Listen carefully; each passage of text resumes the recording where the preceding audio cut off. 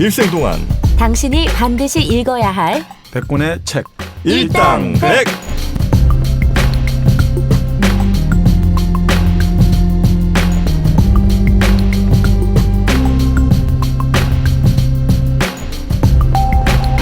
일생 동안 당신이 반드시 읽어야 될 100권의 책 일당백 40번째 시간이죠. 2부가 시작됐습니다. 자, 저희가 1부에서 그 이방인이란 책을 쓴 알베르 까뮈에 대해서 좀 이런저런 얘기를 좀 해드렸고, 일단 굉장히 꽃미남입니다. 꽃미남이 프랑스어로 뭐라고요? 슈벨롬. 시벨홈. 그게 이제 꽃미남이란 뜻인데, 이 꽃미남 까미가 쓴 대표작이죠. 이방인이라고 하면. 그렇죠. 네, 이 대표작. 네. 이게 뭐 영화되거나 이런 건 없었어요? 되게 이름은 많이 들었는데 이방인이라는. 이태리에서 그 영화는 됐었어요. 67년에. 아. 네, 그래 좀 거의 소설을 거의 그대로 거의 비슷하게 구현을 해가지고 영화는 됐었어요. 이방인이라는 영화가 있군요. 예. 어. 로스트라니에로. 왜 왜 웃어요? 웃지 말고 하고. 아니 뭐 여기서 어디서 웃어야 되는 거야 도대체? 왜? 자기 혼자 웃겼나봐. 자기가 멘트가. 로 뭐요? 스트라니에로. 그게 이제 이탈리아로 그러니까 스트레인저. 아 스트레인저. 보통 그 이방인을 에일리언이라고 안 합니까? 그 그렇게 외계였던 네. 그렇죠. 외계 완전히 뭔가 차원이 다르다 할 때 에일리언 되고. 그때는 에일리언이래요. 또 아웃사이더도 아웃사이더. 되죠. 네, 음. 그런 것도 되고. 아니 그 저 스팅의 노래 중에 네. 잉글리시맨. 잉글리시맨 인 뉴욕 네. 그거 노래하면서 뭐 가사 중에 그런 게 있어요. I am 뭐 불러봐. I'm an alien.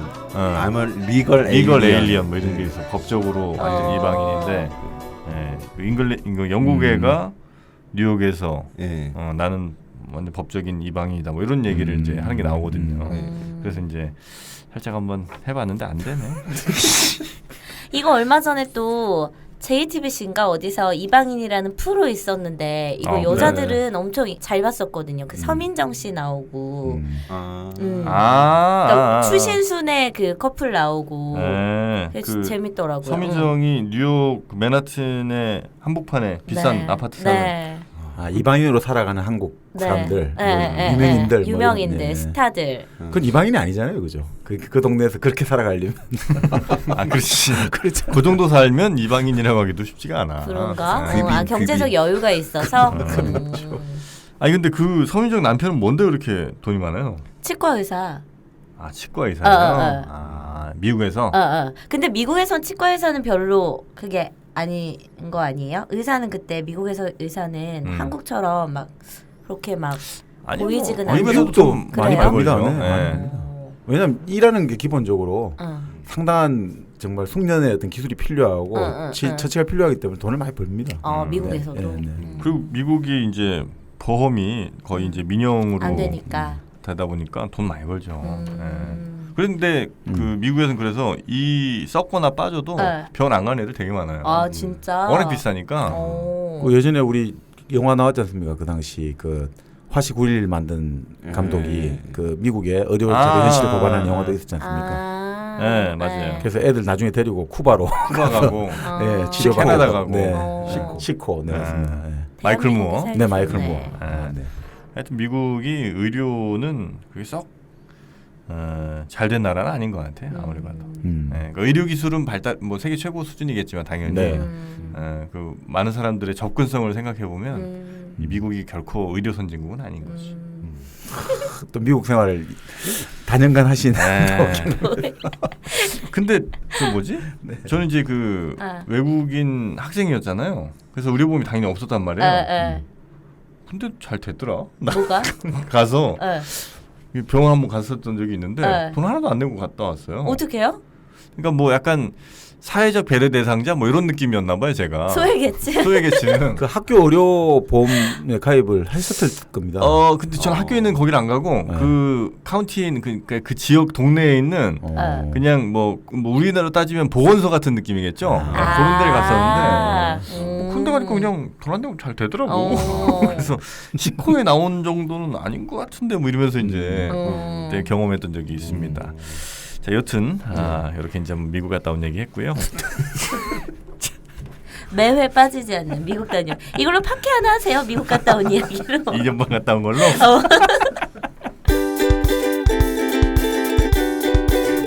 책의 재미를 2배 이상 올려주는 1kg 커피 여러분께 소개해드리겠습니다. 커피 이름이 아주 독특합니다. 1kg 커피. 네. 보통 이렇게는 안 팔거든요. 저 무슨 저 옷 같은 거 이 근으로 파는 집이 있어요. 아주 저렴한 데라고 이런 데는. 근데 1kg 커피는 다릅니다. 1kg 커피는요. 전 세계를 우리 사장님이 돌아다니시다가 가장 좋은 향, 원두 가장 최고급 원두만 골라서 네. 직접 수입을 해서 여러분이 주문하시는 대로 바로 당일 로스팅해서 여러분께 갈아 보내드리는 그런 서비스인 거죠. 네. 가장 만족하실 만한 부분이 다양한 블렌딩이 가능하다는 거예요. 그래서 우리 집에서 혹은 커피점 운영하시는 분들도 이 1kg 커피에서 맞아요. 많이 구매를 하시는데 이분들이 쓰시기에 가장 또 신선하고 경제적으로 쓰실 수 있는 그 그램 수가 1kg이어서 그때 1kg 커피라는 이름을 지었다고 하셨는데 다양한 블렌딩 원두를 여러분들께서 집에서 저렴하게 드실 수가 있죠. 네네네. 집에서 드셔도 되고 아니면 커피숍 운영하시는 분들도 손님들 표정을 잘 보세요. 네. 그래서 손님들이 커피 마실 때 표정이 별로 안 좋다 싶으면 그냥 괜히 힘들게 로스팅해서 망하지 마시고 1kg 커피를 네. 주문해서 요저 가게에서 하시면 훨씬 더 싸게 드릴 테니까 예, 그렇게 주문해서 파시는 것도 나쁘지 않을 것 같습니다. 아니 네. 사무실에서 그 드립백 있지 않습니까? 네네. 그걸 가지고 뜨거운 물 부어가지고 정말 컵만 있으면 바로 그 지금 정말 좋은 커피의 향을 즐길 수 있으니까 드립백도 참 좋더라고요. 네, 여기 뭐 다양한 제품군이 있긴 한데 뭐 네. 주력 상품이 아무래도 이제 원두를 갈아서 보내주는 1kg 단위로 파는 그 커피가 있고 또 하나 이제 선물하시기 좋은 게 바로 정박님 말씀하셨던 이 드립백 커피인데 이거 같은 경우에 그냥 집에서 편하게 즐기는 드립 커피인 거죠. 네. 하여튼 다양한 제품들 또 다양한 향기로 무장한 네. 1kg 커피 인터넷에서요 한글로 그냥 1kg 커피 이렇게 하셔도 되고 아니면 숫자 1 그다음에 킬로 커피 이렇게 쓰셔도 됩니다. 그것도 아니시면 그냥 주소창에다가 숫자 1 그다음에 kgcoffee.co.kr 여기로 들어가셔도 다양한 제품들 준비되어 있으니까 언제든 편하게 또 아주 향기롭게 구매하시면 좋을 것 같습니다. 일당백과 함께하는 1kg 커피였습니다. 이방인 알베르 까뮈의 이방인 일단 첫 소절이래. 첫 그 문장은 문장, 그렇죠. 예, 저희가 한번 살펴봤고 네. 일단 내용이 이게 무슨 내용이에요? 그 내용은 네. 뭐 어떻게 보면 아주 간결한다고 할 수밖에 없죠. 네. 그냥 한 회사원이 있는데 네. 그 회사원이 엄마가 돌아가셨어요. 그래서 엄마 장례를 치르고 네. 돌아와서 바닷가에 수영을 하러 가서 어떤 묘령의 여인을 만나게 되고 그래서 몰칼 찍었나? 아니 사귀었고 네. 그래서 그렇게 사귀고 있는데 네. 또 자기 아파트에 좀 불량스러운 사람이 있는데 그 네. 사람하고 친해지게 돼서 그 사람이 초청을 한 거예요. 근데 네.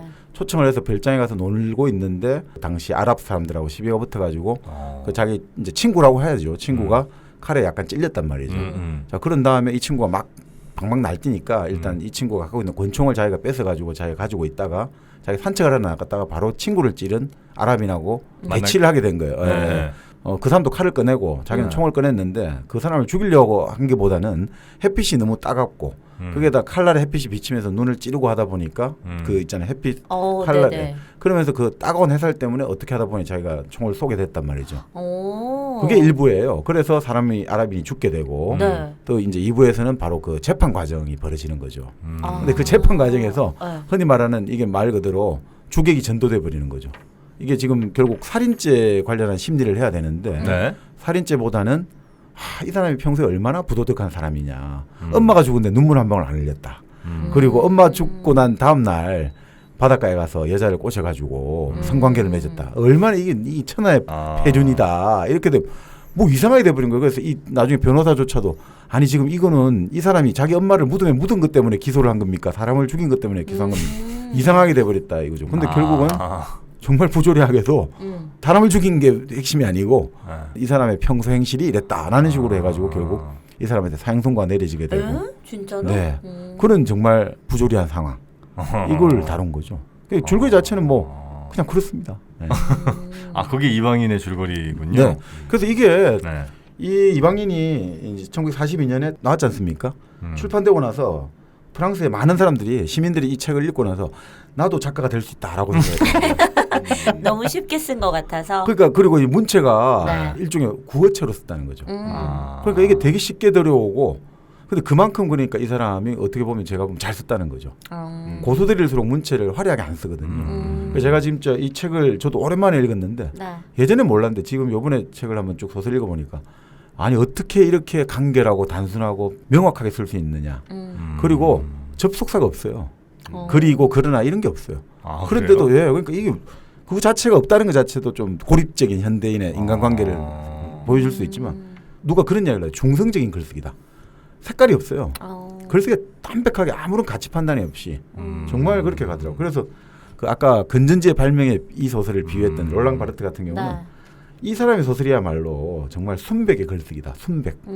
아무런 희망이라든지 금지, 명령, 판단, 주관적 요소가 하나도 없다. 색깔이 안 들어가 있는. 네, 정말 자기가 정말 그리는 꿈꾸는 글쓰기의 모범이다.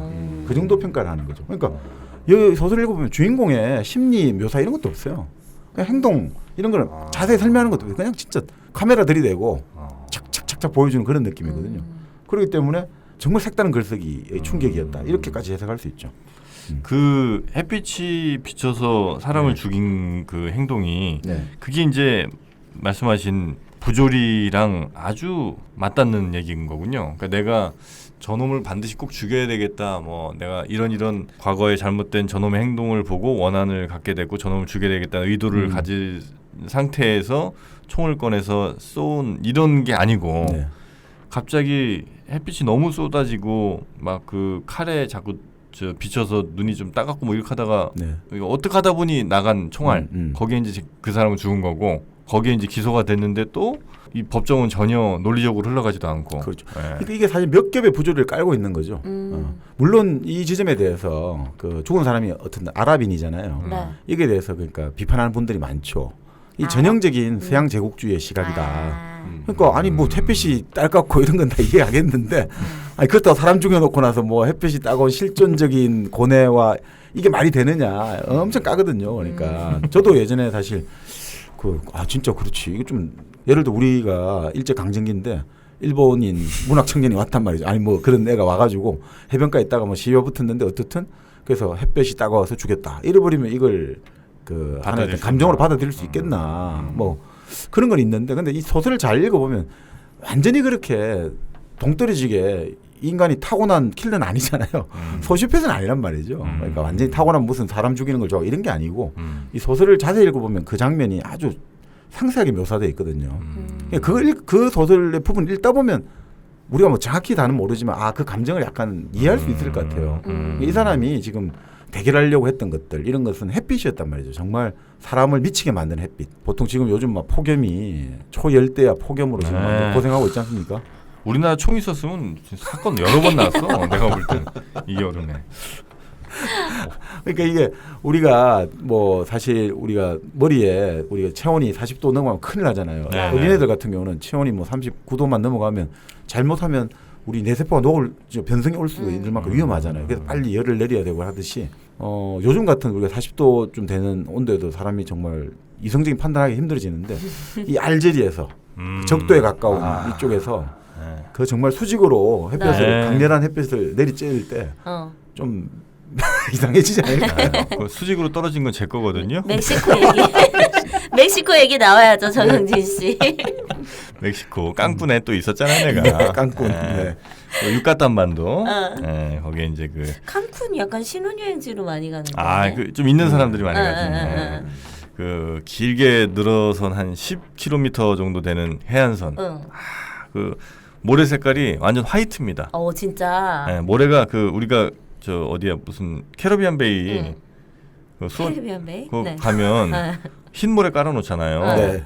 그게 딱 거기 모래 색깔이에요. 그걸 흉내낸 거네요. 네, 하얀 모래입니다. 와, 백사장이라는 게 딱 거의 느껴져요. 우리나라는 백사장이 없잖아. 그치, 거의, 백사. 네. 네, 거의 뭐 황사장이잖아요. 네, 네. 거긴 진짜 백사장이에요. 와, 그래 거기서 막 그 수직으로 떨어지는 햇빛을 받고 있다 보면 사고 날만 하겠다.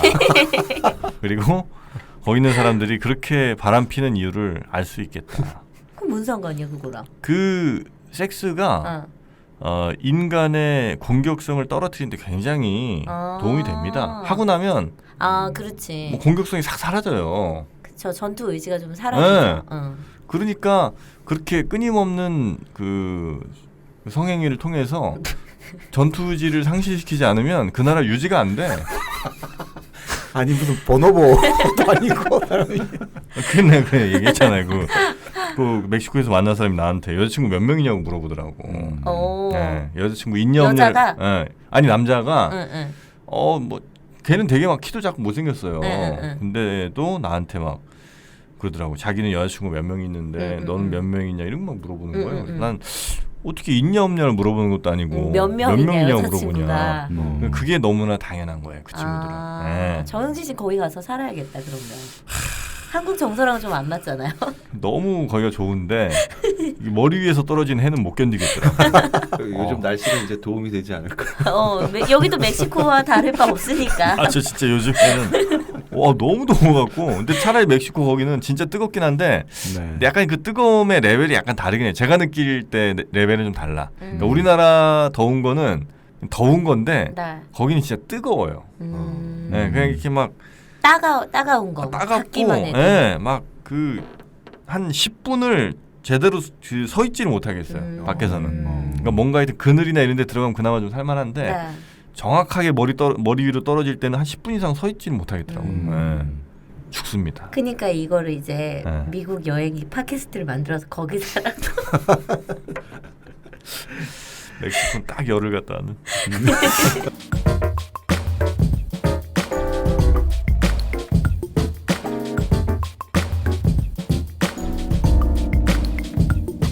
이제 내용을 하나씩 우리가 들여다보면 네네. 그 첫 문장 아까 유명한 첫 문장 있잖아요. 오늘 엄마가 죽었다. 아니 어쩌면 어제였는지도 모른다. 근데 이게 50년대 번역은 오늘 어머니께서 돌아가셨다. 우리나라에서 많이 깬다 갑자기. 아니 근데 이게 좀 애매하대요. 프랑스 전공자들 이야기 들어보면 뭐가요? 그게 엄마라는 게 이제 이 원문에 보면 이거 제가 발음이 좀 그런데 프랑스 사전 한번 들어보니까 마몽 이렇게 돼 있더라고. 마몽. 예. 근데 그게 엄마 이게 뭐냐면 이 마몽은 이 사람이 뭐 나이가 40을 먹든 50을 먹었든 자기 엄마가 살아있으면 그냥 마몽이라 부른다는 거예요. 그래서 이제 그런 이미지인데 이게 나중에 결국 그 2부에 가서 보면 재판을 하잖아요. 그 재판하는 과정에서 엄마와 이 주인공 메르소 사이가 상당히 좀 거리가 있다는 걸 강조하기 위해서는 어머니란 말을 써도 좀 어머니하면 약간 거리감을 주니까 그렇게 또 번역을 의도한 거 아니냐라고 아주 호의적으로 해석할 수도 있죠. 그러니까 엄마 그냥 보통은 지금 엄마라고 하는데 엄마라고 하는데 엄마라고 부르면서 이렇게 좀 거리가 무덤덤할 수 있을까 약간 또 그런 생각도 들고 그죠. 엄마가 돌아가셨다 그냥 차라리 오늘 어머니께서 돌아가셨다 이런 상태에서 뭐 눈물 안 흘리면 이해가는데 엄마라는 건 상당히 정다운 말인데 그쵸. 그래서 좀 번역에 상당히 미묘한 게 있다고 하더라고요. 네. 오늘 모친이 죽었다 이렇게 가면 돼. 그렇죠. 오늘 모친이 사망하셨다 뭐 이런 좀 네. 사망하셨다도 안 돼. 그냥 죽었다 이렇게 가야 좀 거리가 좀 있어 보이고 애가 좀 약간 사이코패스처럼 느껴지잖아. 그러네요. 근데 이게 사실 좀 재밌는 게 이게 죽음으로 시작해서 죽음으로 끝나게 되는 거거든요. 자, 오늘 엄마가 죽었다잖아요. 마지막은 자기가 이제 결국 사형장에 끌려가는 그 이야기를 하면서 끝나거든요. 그러니까 참 죽음과 죽음으로. 그러니까 서양 사람도 우리가 동양에서도 수미 상관해가지고 처음과 끝을 좀 서로 관계가 있는 걸로 대립을 하는데 그런 걸 좀 좋아하나 봐요 기본적으로 뭔가 그렇게 그게 해야지. 문학적 스킬인가 봐. 예, 그런 어떤 뭔가 처음과 끝이 항상 대꾸를 이루듯 그런 방식을 좋아하나 봐요. 그래야 뭔가 이렇게 딱 풀린 것 같기도 하고. 그게 하나의 완결성을 가진다고 봐야 될까요? 그러니까 그래서 이 사람이 이제 그걸 돌아가셨으니까 이제 가야 되는데 엄마는 자기가 안 사는 거예요. 양로원에 살고 있어가지고 연락이 받은 거죠. 근데 양로원이 자기가 지금 살고 있는 이 사람이 직업이 뭐 선박회사 무슨 사원이에요. 선박회사 중개하는 사원인데 셀러리맨이죠 회사원인데 자기가 살고 있는 알제에서 그까지 한 80km 된다고 나와요. 이 땡볕에 상당한 거리죠, 그죠? 자, 그 상태에서 엄마가 돌아가셨으니까 이제 그 직장 보스에게 휴가를 달라고 하니까 보스가 별로 안 좋아하는 거예요. 이틀 휴가를 달라고 하니까 엄마가 돌아가시니까 엄마 돌아가셨는데도 휴가를 안 줘요? 거긴 다 폐륜이네. 분위기가. 근데 가만히 나인 것 같더라고요. 그러니까 우리나라는 그럼 직장 상사부터 다 같이 어디냐 조문가잖아요. 그렇죠. 걔네는 그냥 근데 이게 IMF 때 이후로 네. 우리나라도 직장의 이 경조사 문화가 좀 많이 바뀐 것 같더라고요. 그 전에는 정말 지금 말씀대로 네. 한 번 들어간 직장이 평생 직장이니까 네. 이게 가족하고 같잖아요. 그쵸. 그러니까 이게 아주 중요한 문제를 같이 가야 되는데 그 IMF 이후에 전직이라든지 이직이 활발해지니까 지금 내가 여기 가봤자 얘 또 내 관련해서 안 올 안 올 수 텐데 있으니까. 별로 안 해요 사람들이 생각보다. 그 많이 달라진 것 같더라고요. 그래서 부장이 좀 떡더름하게 떡더름한 거죠 보스가. 네, 그런데 왜 그러냐 자기가 가만히 생각해 보니까 음. 아 자기가 지금 이게 휴가가 목금이 되는 거예요 결국은.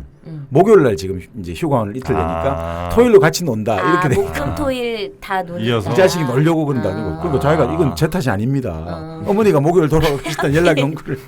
그러니까 참 이거 보면 좀 웃기죠. 우리는 사실은 예전에 우리 한일 병합 있지 않습니까? 앞두고 그때 1910년 앞두고 네. 9년인가요? 그 조선 팔도 창의군이라 해가지고 의병들이 다 모아가지고 서울로 진격을 왔잖아요. 일본군하고 한번 싸움을 하겠다. 네. 근데 그때 총대장했던 이인영이라는 의병장이 있었는데 네. 갑자기 부모가 상을 당했다가 그냥 총사령관에서 그 나는 사표를 내고 지금 우리 부모님 장례를 지내러 갑니다. 그래서 이게 위험해야 돼버린 거예요. 아 그래요? 네. 총사령관이? 네, 이인영. 실제로 근데 예, 정말로 실제로 돌아가신 게 1909년. 맞고요. 그렇죠. 오. 그러니까 나중에 일본 애들이 이제 이 사람을 잡아가지고 신문을 하지 않습니까? 네. 자기들 이해가 안 된다는 거죠. 이게 지금 한 나라의 운명이 걸려 있는데 당신은 지금 막중한 사령관인데 왜 이거 하냐는데 아 근데 그분 말이 논리가 있어요. 우리가 지금 임금을 다시 네. 보유해가지고 이 나라를 지키려고 하는 것은 가치가 있어서 그런 거다 이거지. 어. 유의 가치, 임금의 가치인데 그 가장 근본 가치는 효라는 거예요. 효. 그러면 내가 지금 그를 하려는 사람이 내 부모가 죽었는데 그 효를 가치를 안 적인다는 건 내가 무슨 명분을 가지고 정당을 가지고 사람들 통솔하겠는가? 그러니까 나는 그럴 수 없다. 아니 그래도 임금과 한 몸 아니냐? 그 있잖아요. 군사부 일치 아니냐니까 네. 그런 이야기 하거든요. 임금은 기본적으로 벼슬을 내리고 벼슬을 내리고 내가 그걸 받으면서 그건 군신관계 성립하는 거다 이거죠. 그 내가 그걸 거부해버리는 상황에서는 좀 다른 문제다 이거죠. 그래서 이거는 어머니의 어떤 내 부모님이 돌아가셨고 그 가치를 선택하는 것이 나에게 맞는 거다. 이게 참 다르죠 우리하고. 아, 어디서 약을 팔고 있어? 지금 나라가 지금 이인영 총사령관이라는 사람이 그런 분이었군요. 네, 충청도 출신에. 아 그래요? 네. 이인영 의병장은 충청이 아니라 경기 출신으로 일제에 체포된 곳이 충청도입니다. 그러면 말이 충청도도 돼. 얘기가 달라서 충의의 고장 충청도죠. 그러니까 뭐가 또 아, 충의의 그럼- 고장이야. 충청도 출신이 의병장이라든지 독립운동가 김두한의 아버지 김자진 김자진. 장군, 네. 유관순 유관순 다 여사는. 충청 출신. 천안 네. 아우네 장터 한용운. 만해 다 한용운. 충성 그래? 충남이다. 왜 그러지? 지리적. 충시는 충청도예요. 괜히 충청도가 충청도. 아 이순신도 충청 출신이야. 뭐 서울에서 태어나 자랐지만 아산에 어떻든 있으니까. 네, 뭐, 그렇죠. 네. 충의의 고장이. 충의의 고장입니다. 그러니까. 아 잘났어요. 충청 출신. 프랑스하고는 가시면 안 되겠습니다. 안 맞네요. 그래서 네. 자 그래서 이 메르소인데 그 네. 주인공 이름이 메르소죠. 그러니까 메르소가 이름이 메르스요? 메르소. 아, 메르소. 메르소. 네. 그러니까 이 이름이 뜻이 두 개 좀 중의적이에요. 메루소. 네. 그 바다가 프랑스 말로 메르. 라머 하듯이 그 노래 있지 않습니까? 라메르. 네. 메르. 조르지 무스타키 노래 이런 거 네. 라머 해가 하는 바다거든요. 네. 그 바다라는 뜻, 바다라는 메르에다가 태양이 솔레인데, 그러니까 메르소가 있고 바다와 태양이 결합된 겁니다. 아, 그죠? 메르소란 이름이. 근데 또 다른 해석은 이게 이 메르를 메르 해가지고 있더라고요. 이 발음이 좀 그러니까 메르 해가지고 이거는 죽이다 이런 뜻이 있거든요. 메르소가 결국 사람을 죽이잖아요. 그래서 살인이라는 의미하고 태양이 해로 인해서 사람을 죽였다 이런 의미에서 또 메르소다. 이게 이제 중의적으로 이 작가가 아무래도 이걸 깔고 썼겠죠. 네네네. 그럼 메르시 이건 뭐예요? 감사합니다. 아 그러니까 거기서 메르시에서도 메르는 무슨 뜻이에요? 왜요? 그게 충청도랑 충의를 연결시킨 건 똑같은 얘기예요. 아니 메르신도 다른 게 있겠지. MER이 어쨌든 다 메르니까 메르. 야 MER 들어갔다 닭이 바다냐? 자 그래서 이제 메르소란 이름. 메르소가 이제 어머니 중의적인 표현. 양론에 갔죠. 네. 그래서 이제 장례식을 하는 이제 참관을 해야 되는데 사람들이 좀 놀라는 거죠. 왜냐하면 보통은 이제 관에 못을 박았지만 이제 아들이 왔으니까 엄마 마지막 얼굴을 보라고 네. 관에 못을 네, 따겠다고 네, 하니까 네. 아 그만두라고. 그러니까 좀 관리인도 뭐 그러실 수도 있습니다. 그때는 그렇게 말해요. 아니 뭐 그러실 수 있죠. 메르소가 됐다고 한다고요? 네, 안 보겠다고. 아. 그리고 뭐 앞에서 담배? 뭐 담배 같이 피우시죠. 애가 담배도 권하고 아. 커피를 마시고. 그리고 본래 이제 또 다른 어머니 친구들은 와서 막 울기도 하고 이러는데 이 사람 눈물 한 방울도 안 흘리는 거죠. 그 사람들이 저게 뭐지? 저 아들 맞냐? 약간 그런 생각을 할 수도 있겠지만 뭐 어떻든 좀 약간 무감각한 느낌을 주는 거죠.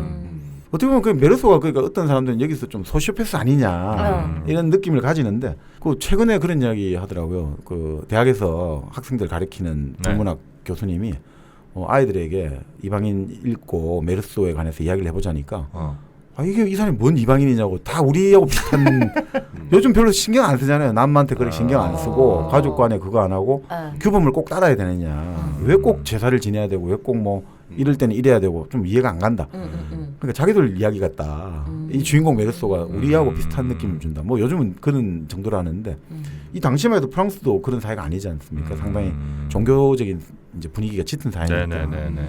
그래서 좀 그렇구나 했는데 결국 장례식 날 어떻게 보면 너무 간소하다고 해야 될까요? 그 어머니가 있던 양농 원장 그리고 아들 메르소 그리고 담당 간호사 그리고 특별히 그 노인들은 장례식 참석이 허용이 안 된다는 거예요. 근데 엄마하고 마지막에 친하게 지냈던 할아버지가 한 명 있는 거예요. 그 할아버지가 서로 뭐 약혼을 했니 안 했니 좀 약간 알콩달콩 로맨스를 키워간 그 할아버지 정도만 특별히 예외적으로 참석을 허용을 받고 그래서 장례식 참석을 하는 거죠. 그리고 문상 뭐 이제 문상이라고 그 엄마 친구들 그 양동 같이들 하는데 뭐 그냥 담백하게 나와요. 그냥 하루 밤을 새우는데 뭐 메르소는 밤을 못 새우죠. 잠을 자게 되고. 근데 그게 이유가 일리가 좀 있어요. 아까 80km 떨어진 아주 뜨거운 그죠 햇빛 속에 버스를 타고 오고 가고 이러면서 상당히 포장도 잘 안 돼 있으니까 피곤하고 그러다 보니 눈을 깜빡했을 수 있는데 나중에 이게 다 욕을 들어먹게 되는 거죠. 나중에 이게 결국은 이상한 놈이었다. 법정에서. 예. 참 근데 여기서 이 사람이 그런 이야기를 해요. 이 엄마가 살고 있는 양론 이 고장에서 보내는 저녁은 쓸쓸한 휴식 시간과 같아. 이런 식으로 우리 엄마도 마치 여기서 인생의 쓸쓸한 휴식 시간을 보냈을 거다. 아주 드라이한데 뭔가 좀 감정이 들어가는 말들이 많이 나와요. 이 사람이 나중에 이제 이 햇빛을 통해서 살인한다는 뭔가 암시를 초반에 좀 주거든요. 넘쳐 흐르는 햇빛의 열기가 이 풍경을 아른거리게 하는 탓에 견디기 힘들었고 사람을 기운 빠지겠다. 햇빛이 자꾸 온다 보니까 이 눈에 우리가 봄철 아지랑이 피어나듯이 계속 아른아른거리면서 막 사람이 이게 좀 구분이 잘 안 된 거죠. 세상과 뭔가 이 풍경이 구분이 안 되고 그럼 뭔가 막 기운 빠지기도 하고 그냥 흐물흐물 녹아버린 상태 뭐 이런 것들이 좀 계속 나오죠. 근데 참 여기서 보면 이 메르소가 엄마를 그냥 하나의 타인으로 바라본 게 나아요. 나이를 물어보는데 엄마 나이를 잘 모르거든요. 정확한 나이를 모르거든요. 나도 우리 애들 나이 정확히 모르겠어. 소시오패스야. 아니 근데 지금 잠깐 갑자기 엄마 나이가 몇 살이었지? 그러니까 지금 제가 말씀드린 게 바로 지금 현대인들. 메르소가 지금 현대인하고 비슷한 거죠 사실은. 그때는 몰랐는데 지금은 다 이게 그렇네. 우리 다 메르소네. 저는 알고 있습니다. 자 그렇게 해서 이제 결국 장례식이 이루어지는데 이 장례식을 표현하는 게 한마디로 좀 아주 감각적으로 나와요. 아주 하늘은 푸르고 흰데 아스팔트는 흐물흐물 열기로 흐물흐물해져서 아주 끈적이는 검은색으로 띄고 있고 상복은 다들 검은색으로 입고 있고 연구차도 검은색 그리고 햇빛이 비치고 가죽 냄새가 나고 향 냄새가 나고 거기에다가 내가 지금 수면 부족의 피로감 이런 것들이 내 메르소의 눈과 머리를 지금 어지럽게 한다라고 이제 나오거든요. 그 1인칭 시점이 아니면 3인칭 시점이에요? 여기서는 그 메르소 1인칭으로 나오죠. 메르소 1인칭으로. 예. 그러니까 내가 느낀 거, 내가 보는 걸 그대로 이제 서술을 하는군요. 그렇죠. 자, 그런데 이게 누군 그런 이야기를 하더라고요. 바로 여기 보면 참 북유럽 사람들 있잖아요. 독일로 상징되는 북유럽 계열들은 감정에 아주 민감하다는 거예요. 감정. 민감하다고요? 근데 남유럽 사람도 있죠. 이런 햇빛이라든지 바다 이런 사람들은 감각에 민감하다는 거예요. 그런 감각에 민감한. 그러니까 뭔가 그런 느낌들을 여기서도 많이 나오는데 감각에 민감하다는 거는 좀 어떤 불편이라든지 이런 것들에 관해서 상당히 민감할 수 있죠. 내가 지금 몸의 어떤 편리성이라든지 아까 말씀드린 대로 햇빛이 나를 따갑게 하고 이럴 때 이 감각이 어지러워지면 갑자기 어떤 행동으로 나타날 수 있는 그게 되고 북유럽 사람들은 감정이라고 하잖아요. 독일 사람들은 그러니까 저 위쪽에 햇빛을 잘 못 받고 이런 사람들이 가지는 흔히 말하는 우울증 많이 앓게 되고 영국도 좀 그런 것들 뭐 그런 식으로 비유를 하더라고요. 그래서 뭐 저도 이제 북유럽이 정확하게 이 감정이라고 할 때 딱 뭐다라고 말하기보다 이 남유럽 사람들의 특징, 이 지중해 사람이라고 보는 거죠. 지중해 햇살이라든지 바다와 태양과 대비되는 뭔가가 있다라고 이제 이해하시면 될 것 같아요. 자, 그래서 이제 장례식을 끝내고 네. 돌아왔죠. 그 장례식 마치고 다음 날 이제 이 사람이 바닷가를 가요. 이게 좀 재미있더라고. 이 바닷가라는 게 사실 간단히 이유가 정신분석학적으로 보면 바닷가는 엄마거든요. 그렇죠. 바다라는 것은 자궁의 양수. 우리가 엄마 뱃속에 들어있을 때 물속에 들어있잖아요. 네. 그 안온함을. 그러니까 이 사람은 아무리 엄마와 타인이라 하더라도 다시 엄마를 결국 엄마 품을 그리워서. 그리고 뭔가 모르게 바다를 갔다라고 볼 수도 있다는 거죠.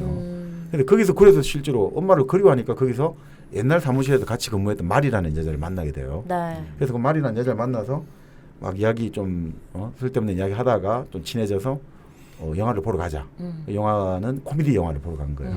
그래서 코미디 영화를 보고 집에 와서 좋은 하룻밤을 보낸 거죠. 그것도 약간 엄마에 대한 어떤 그런 부재로 오는 그렇죠. 마음의 상실감을 달래고자 하는 행위일 네. 수 있잖아요. 그러니까 이제 결국 이제 이 현대인들이 많이 알게 되면 그렇게 이해해 줄 수 있는데 이 당시에 결국 메르스를 둘러싼 사람들은 나중에 이것 자체가 모든 것들이 제약의 증거다라고 결국 나가겠죠. 어머니 돌아가신 날 여자랑 네. 바다가 네. 불어로 메어고 메르. 네. 네. 메르. 뭐. 발음이 똑같더라고요. 스펠은 틀린데 네. 엄마도 메어고. 아, 또 그 네. 마망도 그러니까 있고 바다에 네. 미치도록 가고 싶었다 그러는데 이게 사실은 이게 엄마의 엄마한테 은유 가고 아니냐 싶어. 뭐 그런 얘기도 있더라고요. 그렇죠. 그러니까 이 정신분석학적으로 보면 해라는 것도 있잖아요. 나중에 뭐 나오겠지만 태양이라는 건 아버지를 보통 상징하고 아. 땅이나 바다라는 건 엄마를 상징하니까 음. 이 참 결국 나중에 뭐 태양빛 때문에 총을 쐈다는 것도 결국은 우리가 그때 말씀드린 부친 사례의 어떤 욕망들 오이디푸스. 있잖아요. 네, 그렇죠.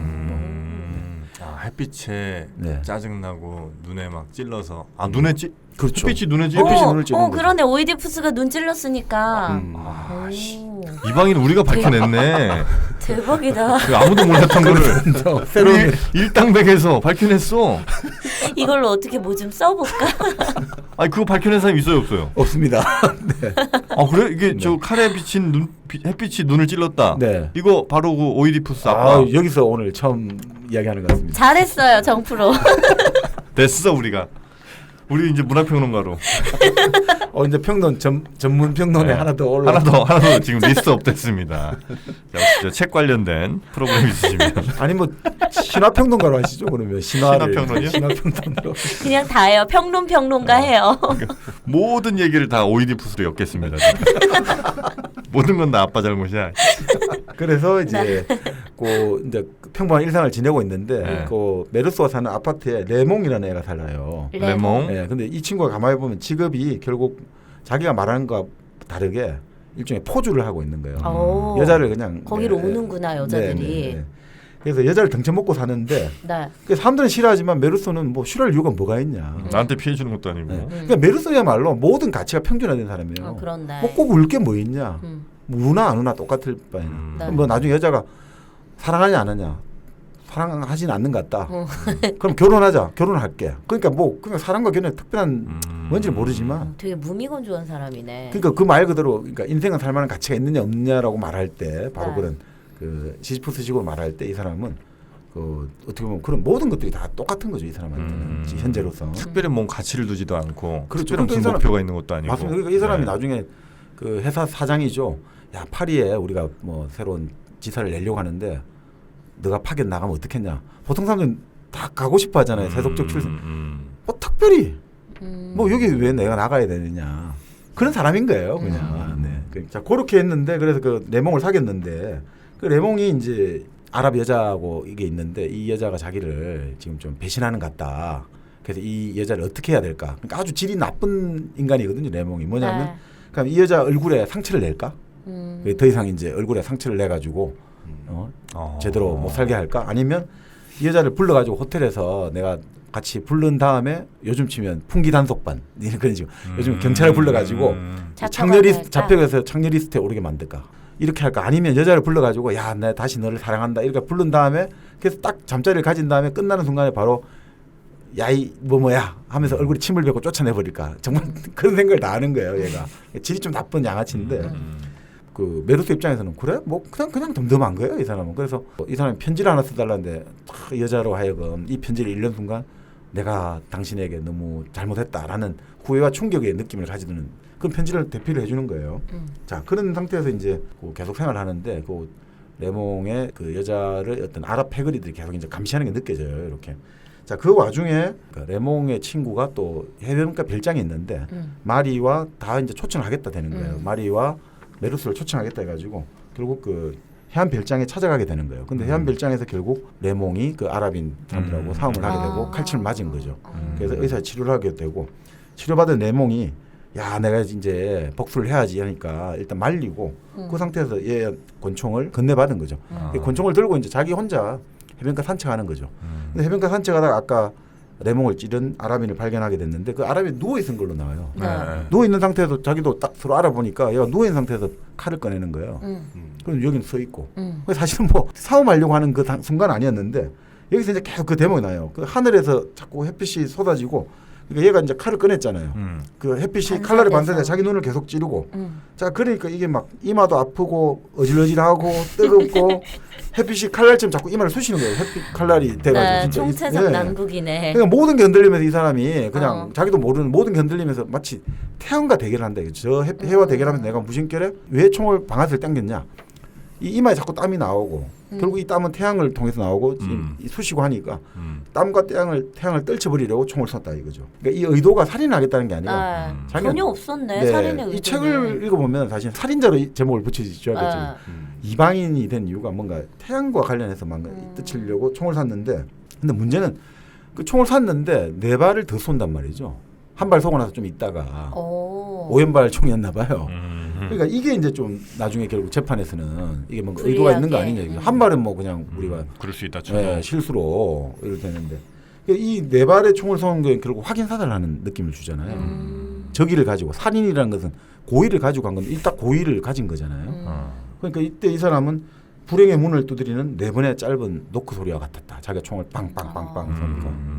그러니까 아니 왜 불행의 문을 스스로 두드릴까 이런 생각이 드는데 뭐 이거 보면 좀 베토벤의 운명의 4발 나오잖아요. 빰빰빰빰 4번이잖아요. 빠바바밤. 네, 4번이잖아요. 그런 느낌도 좀 들고 운명이 노크를 하고 있는 거죠. 네네네. 네. 베토벤의 운명. 요거 연결시킨 거. 처음에는 그러네요 했다가 갑자기 연관성을 찾아보니까 딱히 잘 모르겠는데. 아니 그냥 4발 해가 빰빰빰빰 하는 노크 소리 같아가지고. 그런 해석이 있습니까? 아니면 이거 정광님 거예요 또? 아니 그건 그냥 생각나서 그냥 하는 건데. 그래요? 네. 이것도 최초입니까? 모르죠. 이거 뭐 연관 들어가? 야또 최초야 이거. 이거 저 일당백 단독입니다. 단독 취재야? 단독.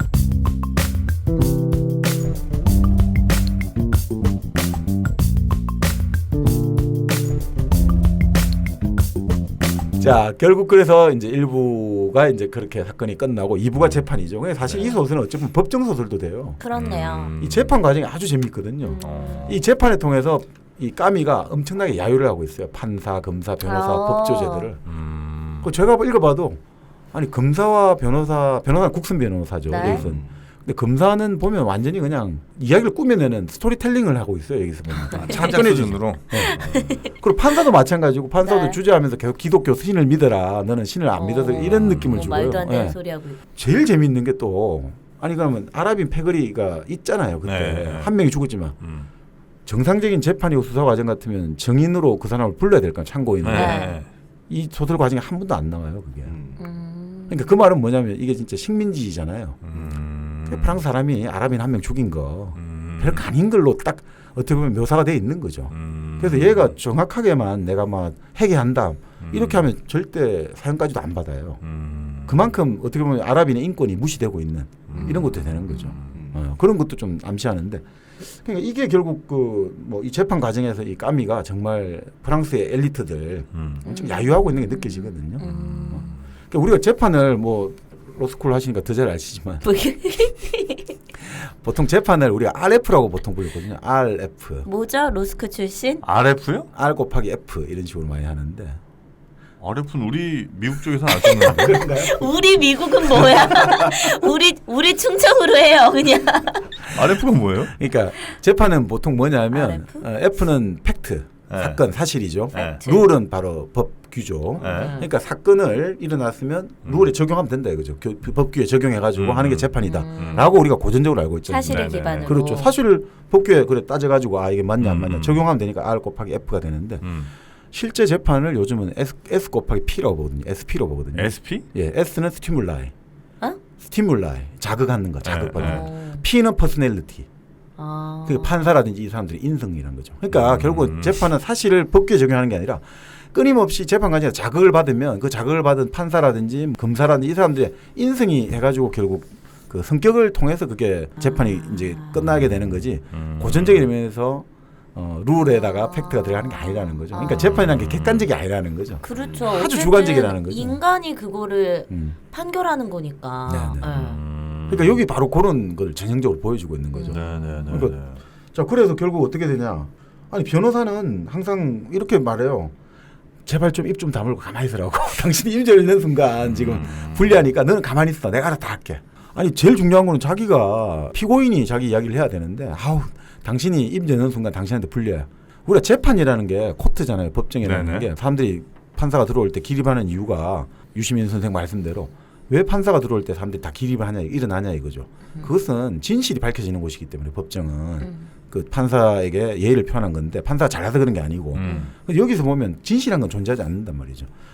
검사는 스토리텔링을 만드는 거예요. 죄를 어쨌든 간에 최고 형벌을 주기 위해 가지고 사건하고 무관하게 얘가 얼마나 나쁜 놈인지 부모가 죽었는데 눈물 한 방울 안 흘리고 부모가 죽었는데 다음날 여자하고 섹스를 하고 부모가 죽었는데 건달들하고 놀고 이 나쁜 놈이다 이거지. 그렇게 해서 이런 놈은 이미 엄마를 마음속에서 죽인 놈이다. 그러니까 그냥 찌른 것보다 더 나쁜 놈이야. 이러면서 얘한테 최고 형벌을 내려야 된다. 이렇게 검사는 이렇게 가요.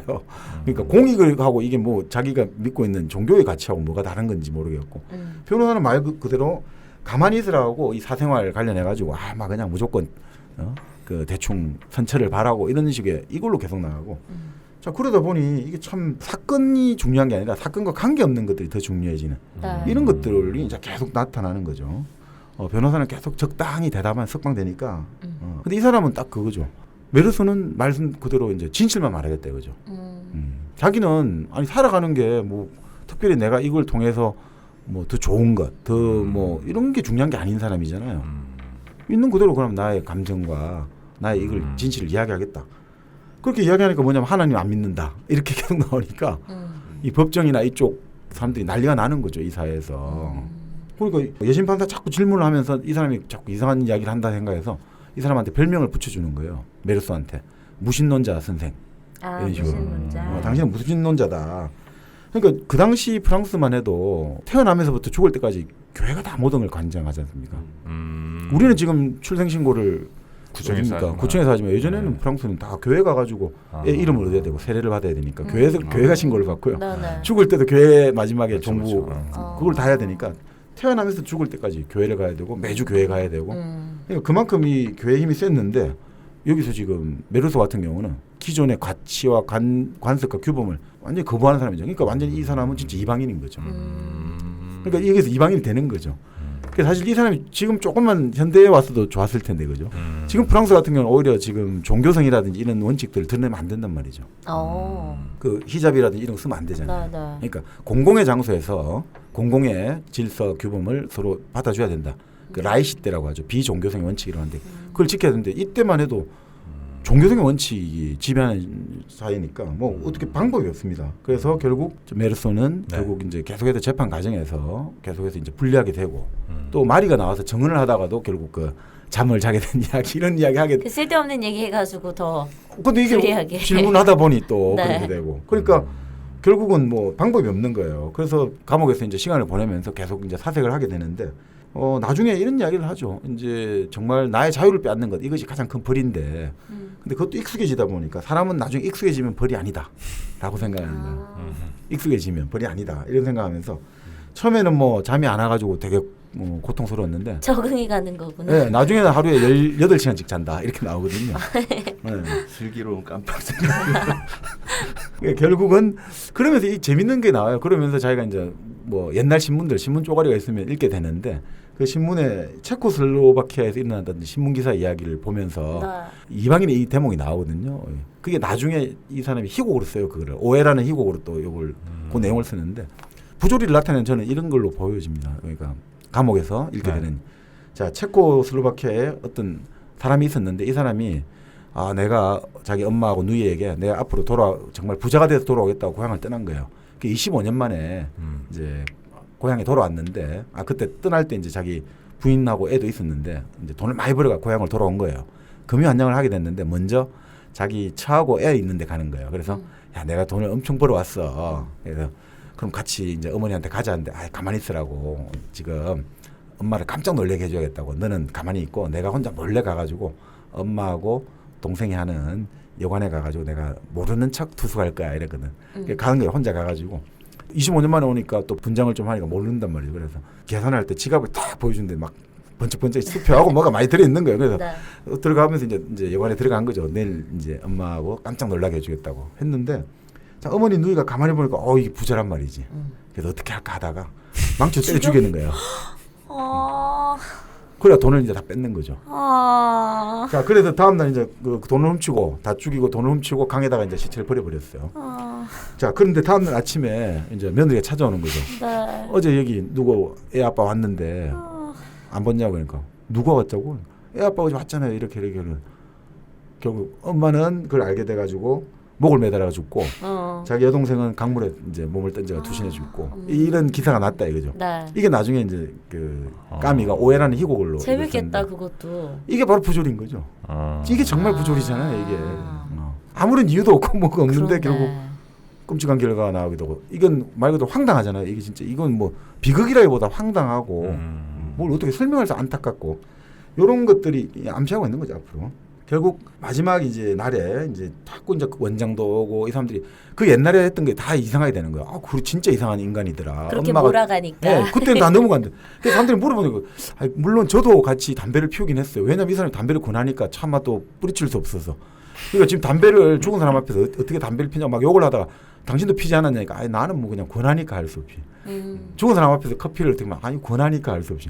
그러니까 그때는 그래도 크게 무덤덤하게 넘어왔던 것도 이제는 완전히 이 사람을 옥죄게 되는 모든 게 되는 거죠. 그래서 마리도 계속 금사가 이제 추궁하게 되고 레몽도 추궁하면서 친구를 보면 사람을 알 수 있잖아요. 이런 쓰레기 같은 놈을 도움이 안 돼. 레몽이랑 뭐 별로 친하지도 않았던 그렇죠. 것 같은데. 그러니까 또 그게 부조리인 거죠.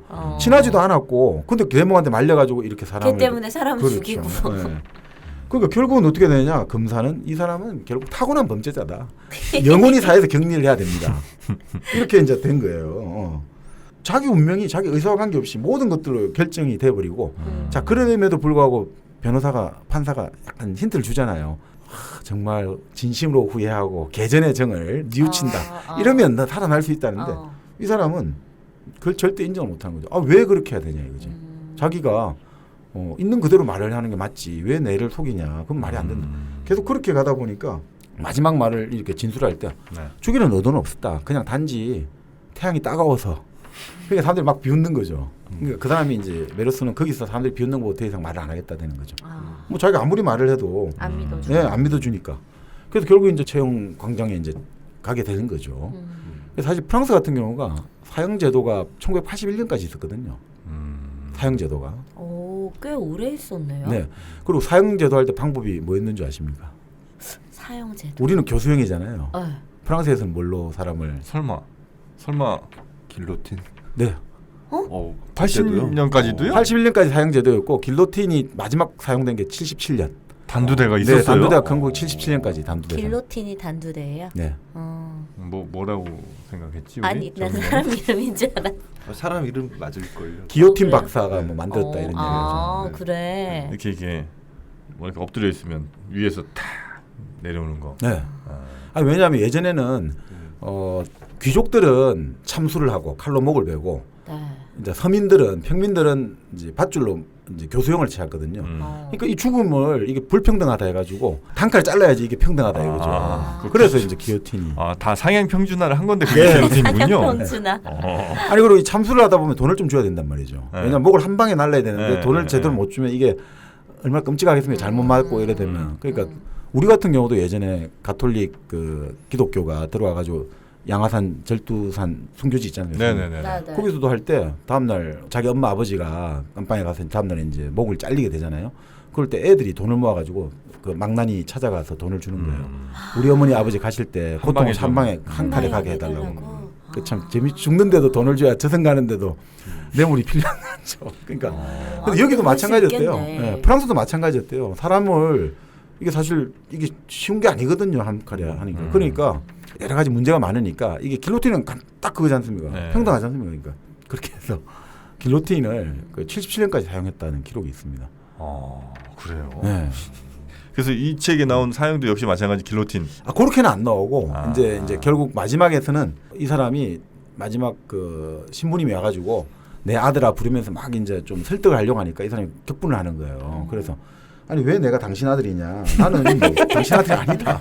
메르소가. 네. 그리고 분명한 건 언제든지 사람은 죽지 않냐 이거죠. 사람은 사형수인데 뭘 당신도 사형수고 나도 사형수다. 시기만 좀 다를 뿐이고. 네, 그런데 뭘 갑자기. 지금 와서 아니 사형수와 사형수를 구원을 하니 많이 이게 말이 되냐? 프랑스는 그런 전통이 좀 있거든요. 우리가 인간은 생각하는 갈대라고 했던 사람 있잖아요. 그 파스칼이 그런 이야기를 했어요. 우리는 모두 사형수라는 거죠. 우리는 모두 사형을 선고받았다는 거죠. 네. 바로 그런 전통들이 지금 내려오는데 그래서 결국 이 사람이 이제 그 하나님의 심판이 어떻고 하면서 아니 내가 막 이야기를 하니까 내가 왜 죄인인지 왜 남들이 죄인이라 해서 그래 난 지금 죄의 대가를 치르고 있는데 왜 당신이 나한테 다 뭘 요구를 하느냐 그 맞지 않습니까? 남들이 죄인이라 해서 내가 지금 죄의 대가로 지금 감옥에 수감돼 있고 사형을 받을 텐데 아니 근데 뭘 나를 너 아버지라 뭐 신부님이니까 아버지라 부르고 아들이라 부르고 그래서 이 사람이 막 폭발을 해갖고 막 욕을 하고 신부한테. 네. 그러면서 이제 철학이 마지막에 정립되는 거예요. 그래서 엄마 생각을 이제 하게 되는 거예요. 근데 엄마 생각을 왜 하게 되냐 이런 거죠. 결국은 엄마가 왜 죽음이 가까이 왔을 때 약혼자 놀이를 하고 할아버지하고 그렇게 했을까? 결국 사람이란 게 죽음이 가까운 시간이 되면 해방감을 느끼지 않는가? 뭔가 처음부터 이제 다시 살 준비를 한다. 이제 이 세계는 끝나고 내가 그렇기 때문에 엄마는 이제 약혼자 놀이를 하고 새롭게 뭔가 한 거 아닌가? 이런 생각을 하게 되는 거예요. 결국은 사람이라는 것들은 이제 이 세계에서 해방되는 건데 이걸 가지고 왜 그리고 누구나 다 죽음을 맞이하는데 30에 죽거나 60에 죽거나 뭐가 차이가 있지 하면서 쫙 그렇게 펼쳐나가는 거예요. 그러면서 이 사람이 내린 최종 결론은 지금까지 세계와 나가 아주 좀 다르다고 생각했는데 너무너무 닮아 있다는 것을 마치 우리 쌍둥이와 같구나라고 느끼게 되는 거죠. 세계도 본래 나에 무관심하고 나도 본래 사람들에 무관심하잖아요. 그러니까 세계하고 나하고 이제 닮았구나라고 생각하는 거죠. 그러니까 갑자기 이 사람이 이 세계가 너무나 서로 좋아지는 거예요. 둘 다 정다운 무관심의 소유자들. 죽음을 앞두고. 네. 세계도 무관심하고 나도 무관심하니까 우리 서로 참 친구가 되구나. 그래서 본래 소설의 제목을 무관심으로 쓰려 했다는 게 이방인 대신 인디퍼런스. 무관심하잖아요. 이 사람은 뭐 사랑하는 자 그런 걸 잘 몰라요. 그냥 하자면 하는 거고 뭐 엄마도 그렇고. 그래서 결국 뭐냐? 이게 세상을 내가 보는 무관심하고 이 자연 세상이 내 안에 보는 무관심이 일치하구나. 이걸 깨닫고 그때야말로 이제 이 사람은 딱 이거 느끼는 거죠. 이 세상의 본질이 뭔지를 이제 알게 되고 그럴 때 자기가 이제 마지막 생각하는 게 내 사형 집행하는 날에 나에게 정오와 함성을 질러줄 부경꾼들이 좀 더 많이 와줬으면 하는 사람이다라고 끝을 내는 거예요. 그게 제일 부조리 완성이지 않습니까? 똑같은 사형수들끼리 저 사형수 먼저 죽는다고 저 나쁜 놈 그 부조리의 완전 완성이 극치지 않습니까? 그렇죠. 그러니까 이제 자기는 나를 정오해 줄수록 내 죽음이 더 부조리해지기 때문에 너무너무 나는 행복하다. 그렇게 이제 그걸로 끝내는 거죠. 죽음 앞두고 막 무서워한다든지 막 그런 묘사는 안 나와요? 네. 오. 아니 왜냐하면 이 사람 자체가 아까 말씀드린 대로 무관심하니까. 아니 어떻게 죽음을 앞두고서도 이렇게 무관심해질 수가 있지? 아니 인간은 어차피 사형수다 이거죠. 인간은 어차피 사형수.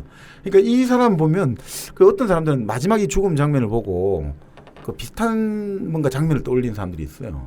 뭐지? 구경꾼들이 더 정오와 그런 함성을 질러주고 막 욕을 하고 그렇게 죽어간 사람. 2000년 예수? 전에. 그렇죠. 바로 그렇죠. 좋아. 오늘 좋아?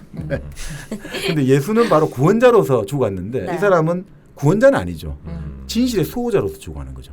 하나의 어떤 세상이 부조리하다는 걸 딱 보여주는 수호자로 죽어간다. 그래서 우리 시대의 예수가 바로 메르스다라고 말하는 사람도 있죠. 혹시 이 주인공에 대한 뭐 보통 이제 우리가 소설이나 영화 같은 거 보면 그 주인공이 왜 그렇게 됐는지 어린 시절 뭐 이런 걸 또 플래시백 해갖고 딱 보여주잖아요. 네네. 이 책에는 그런 거 없죠. 없습니다. 네. 예를 들면 뭐 엄마와의 사이가 뭐 어린 시절부터 안 안 좋았다든지 좋았다니. 뭐 이런 게 없다는 거죠. 구구절절한 이런 게 없죠. 원인이 없어. 네, 이게 바로 이 소설을 실존주의 소설가들이 왜 좋아하냐면 바로 실존이라는 것들 보여준다는 거죠. 그러니까 실존? 세상이라는 것들, 우리 사람이라는 거는 태어날 만한 이유와 근거가 있어 태어난 게 아니라 그냥 내던져졌다는 거죠. 이 세상에 그냥 어느 날 갑자기 툭 던져졌다는 거죠.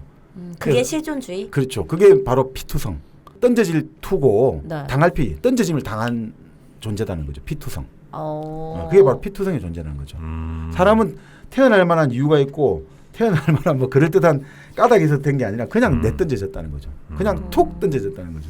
우연히. 정민여가 실존주의의 또 가장 거두 아니겠습니까? 우리 네, 갑자기 실존주의잖아 자기가.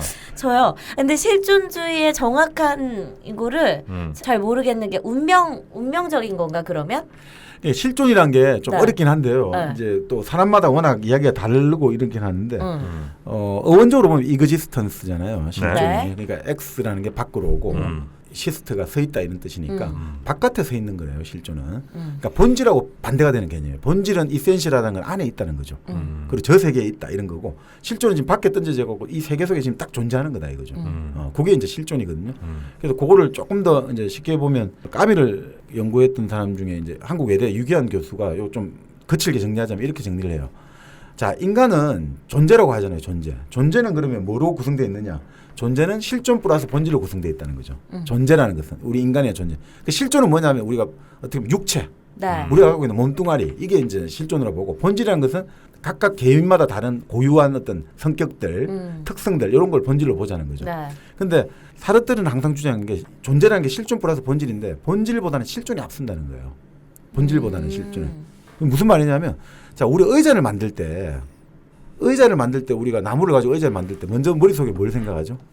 의자를 만들려고 할 때 벌써 머릿속에 의자에 대한 생각이 들어가 있죠. 이미지가 예, 그렇죠. 이게 본질이 들어가 있는 거죠. 자, 의자라는 건 앉아 있을 수 있어야 되고 좀 앉는 사람이 편해야 되고. 그러니까 사물은 본질이 앞선다는 거죠. 사물을 우리가 만들고 할 때. 근데 사람은 뭐냐면 본질이 안 앞서고 실존이 앞선다. 사람은 이미 내던져졌다 먼저. 던져지고 나서 그 다음에 이제 이 사람이 어떠한 그게 될지는 아무도 모르는 거다 이거죠. 운명론하고 완전히 반대되죠. 사람은 이미 던져지고 나서 시작한다 이거죠. 피투성 딱 던져졌다. 던져지고 나서 이제 어떻게 시작하느냐. 우리 예전에 한번 마르크스 하면서 배웠지 않습니까? 그 사람이 어떤 사람이냐를 알 수 있는 것. 사람이 내가 무엇이냐를 아는 가장 좋은 방법은 내가 무슨 일을 하느냐. 내가 무엇을 만들어내냐. 무슨 노동을 하느냐를 보면 그 사람을 알 수 있다고 했잖아요. 바로 외적으로 내 행위를 통해서 결국 나를 만들어 간다는 거죠. 이제 이해가 확실히 됐어요. 행위를 통해서 그 사람을 알 수 있다. 그렇죠. 그래서 사르트르가 말하는 거는 결국 인간은 내던져졌다. 이거 실존이 먼저 나왔고 본질이라는 것은 그 실존이 이제 행위를 하면서 그게 축적이 돼가지고 결국 인간이라는 게 그 인간은 이렇다라고 말할 수 있다는 거죠. 그게 바로 이제 실존이고 자 그렇기 때문에 미리 정해진 본질, 규범 이런 게 있냐 이거죠. 없다는 게 사르트르의 해석인 거죠. 그러니까 여러 전문 분야를 갖고 있는 이 정프로 같은 경우에는 자기가 자기 스스로 여러 전문 분야를 갖고 있는 정프로 같은 경우는 수많은 전문 분야를 체득하는 그 여러 과정을 통해서 정프로라는 사람이 이제 만들어진 거군요. 그렇죠. 그러니까 정프로라는 사람이 그 수많은 분야 전문을 위해서 태어나서 그 수많은 분야를 열심히 공부했다기보다는 그 여러 공부를 하는 그 과정에서 정프로라는 게 만들어졌다. 예. 그렇게 보면 실존주의. 그러니까 처음부터 네. 정프로가 태어났는데 나는 20년 후에 이 정프로가 되기 위해서 내가 된 게 그런 게 아니고 그걸 찾아낸 게 아니고 내가 이것도 해보고 저것도 해보고 뭐 팟캐스트 이것도 해보고 저것도 해보면서 이런 것들이 다 축적이 돼갖고 이 오늘날에 사람이 정프로가 만들어진 만들어졌다는 것처럼. 거죠. 그러니까 정프로가 본질적으로 네. 이렇다 이런 말은 성립이 안 된다는 거예요. 본질적으로 이 사람이 이렇다는 게 아니고 정프로가 이런 걸 통해서 실패도 해보고 이런 걸 통해서 성공도 해보면서 오늘날에 아주 진행도 유려하고 말솜씨도 탁월하고 재치와 유머가 넘친다. 나쁜 얘기는 없어요. 아니 바람둥이고 뭐 이런 거 그렇지, 그것도 되겠다. 변태고 이런 거 야 무슨 소리예요? 진짜인 줄 알아. 팩트잖아 팩트. 에이 변태란 없습니다. 그렇죠. 그러니까 실존이 바로 그런 거죠. 본질이 있었던 게 아니란 거죠. 그러니까 네. 내가 이걸 하기 위해서 어떤 본질을 따라야 그런 뭐 규범을 따라야 된다. 그러니까 실존에서는 기독교하고 반대가 되는 거죠. 기독교는 너희들이 원죄가 있다. 십계명을 따라야 된다. 아니 실존 그런 게 없는 거지. 실존 내 던져졌고 그다음에 내가 어떤 행위를 하느냐에 따라서 내가 만들어졌는데 내가 태어날 때부터 죄가 있었고 내가 십계명을 따라야지 하나님이 구원한다. 이런 거는 성립이 안 된다고 보는 거죠. 그러니까 실존주의는 기독교하고도 딱 척을 지게 되고 또 문제는 실존주의는 또 막시즘하고도 좀 사실은 약간 안 맞는 거 있죠. 그 인간의 주체적인 판단, 선택을 중요시하는데 막시즘의 근본 원칙은 물질적인 어떤 법칙들이 존재하는 거거든요. 네. 사회는 개인의 어떤 선택이나 결단이 아니라 그 생산력과 생산관계에 따라서 만들어지는 어떤 역사적인 사회 구성체가 있고 그걸 통해서 사회가 변화되고 만들어가는 거지. 개인이 뭐 내가 선택한다 해서 이런 게 아니라는 거죠. 왜 정민이 왜 이렇게 좋아해? 아니 정방님 전화에 갑자기 장모님이 떠가지고 정방님 장모님한테 전화 왔어. 아, 왜 이렇게 잡혀 살아 장모님한테? 그게 정박이 된 겁니다. 그렇게 잡혀 사는 삶이 누적이 되면서 지금 이 정박님이 된 거예요. 원래 저렇게 목적을 갖고 태어난 분은 아니야. 장모님한테 잡혀 살려고. 뭐 30년 전에 아셨겠어. 하고 보니까 이렇게 된 겁니다. 이 삶이. 맞네요. 저도 그렇다면 실존주의자네요. 그렇죠. 그 사람이 먹은 끼니들을 보면 그 사람이 뭔지를 알 수 있는 것처럼. 뭐 그것도 실존주의적인 언술이 될 수 있죠. 문장이 될 수 있죠. 그러니까 결국 인간은 사르트르에 따르면 결국 실존을 우선하기 때문에 인간은 정말 이 행위, 선택할 자유가 무한한 자유가 생겼다는 거죠. 그 무한한 자유가 생겼으니까 그 순간순간에 그것들이 만들어져 가지고 이건 내를 만들기 때문에 정말 행동의 책임을 의식하면서 선택을 해야 된다.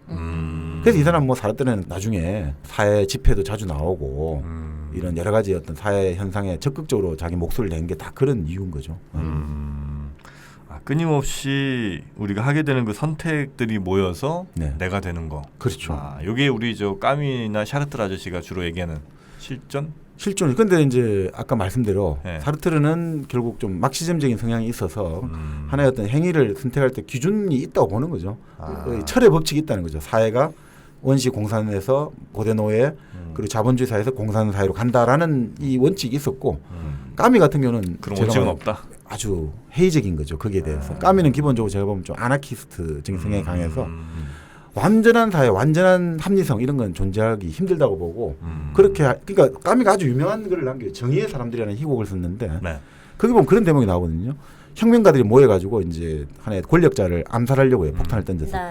근데 어떤 사람이 그 폭탄을 잡고 던지려고 하는데 권력자의 조카들이 어린애들이 같이 타고 있는 거야. 그래서 이 사람이 던질 수가 없어요. 그러니까 나중에 그 동지들이 막 비판하는 거예요. 너는 그 바보 아니냐. 너가 지금 그 조카 권력자의 조카를 생각하는 동안에 우리의 수많은 어린아이들이 죽어간다. 그랬 때문에. 그러니까 이제 이 사람은 미래의 죽은 정의를 위해서 지금 눈앞의 불의를 내가 늘릴 수는 없다. 그러니까 목적을 아무리 숭고하돼서 수단을 내가 정당할 수 없다. 그러니까 까미는 기본적으로 그런 주의예요. 내 눈앞에 지금 살아있는 뭔가 지금 내가 지금 만약에 이 폭탄을 던질 때 저 아이가 죽는다는 것은 내 눈앞에 일어나는 일인데 그게 나중에 뭐 수많은 아이들의 목숨을 건진다.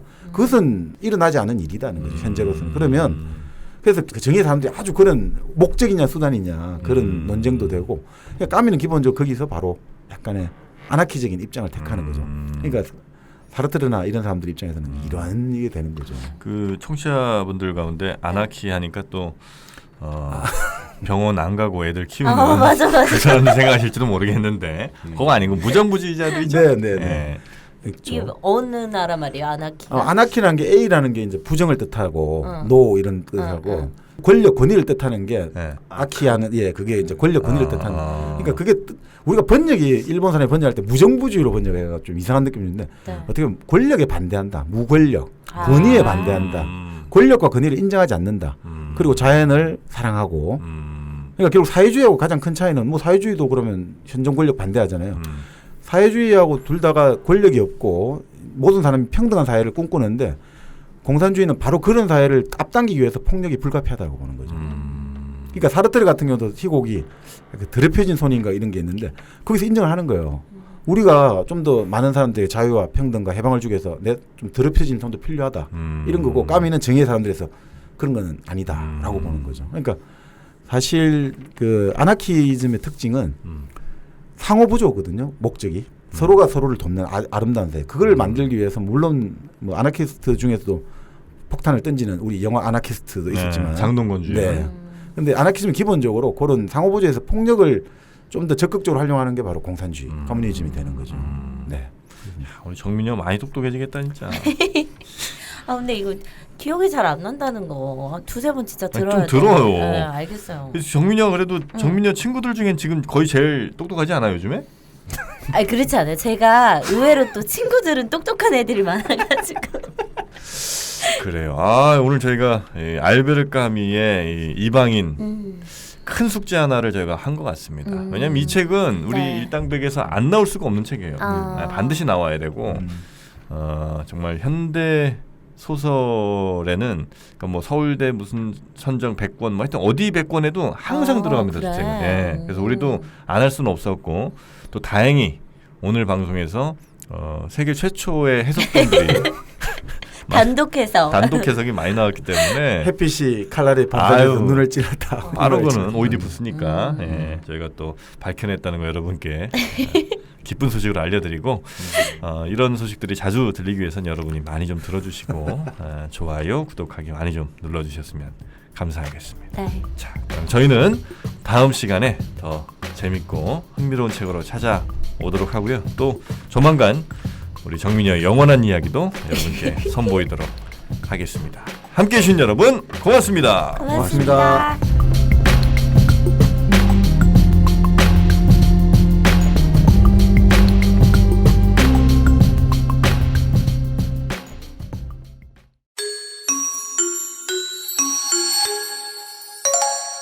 위드팟, 팟, 팟, 팟.